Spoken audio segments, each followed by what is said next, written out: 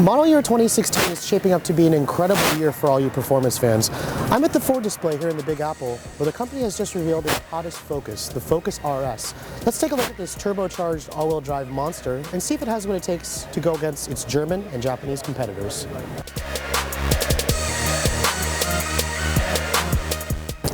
While the Focus RS name may be new here in the States, it's been well known all around the world. This is the company's hottest Focus. It goes head-to-head with vehicles like the Subaru STI and Mitsubishi Evo. Now, we've been begging, pleading Ford to bring this car to the States, and for 2016, the company's finally listened. This is the all-new Focus RS. It's built on the global Ford platform, and the company just showed this car a few months ago in its European market in Geneva. Now, for the US market, Ford really hasn't changed much from the model that we saw back in Geneva. You can see there's another exterior color. This model has different wheels, but for the most part, it looks like the RS that Europe is going to get. And now, some styling differences between the RS and the standard Focus. It gets its own unique front end, a little bit more aggressive air intake.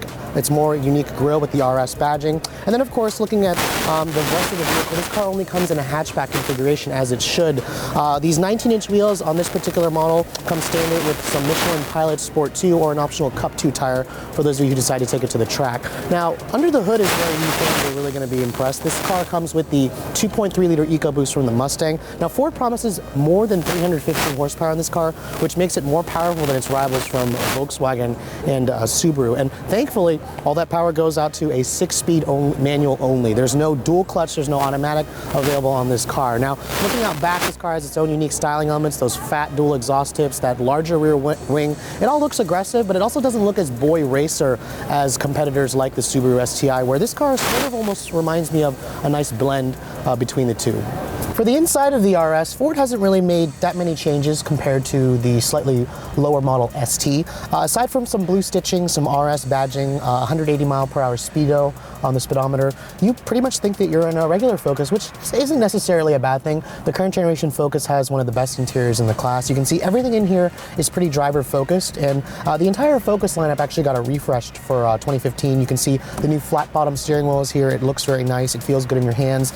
There's a new heated steering wheel function here, and of course you only get a you-shift-it-yourself 6-speed manual, which has really nice throws. The clutch is a little heavier versus the SC, but I'll have to wait until I get one to test on a test drive to see how the whole entire car drives. In terms of the technology, of course, you have Ford's My Ford Touch system, which will be replaced by Sync 3 in the coming years. You have dual zone automatic climate control. These Recaro seats are still on the snug side, so if you guys are a little bit on the heavier side, you may have trouble fitting into these seats. Now, one of the interior things that Ford really wants you to know, there's a drift mode here. There's a little drive mode button here by the shifter, and you can put the car into drift mode, which Ford says the computer will actively shuffle the power to the right wheel to allow you to have a little bit more fun.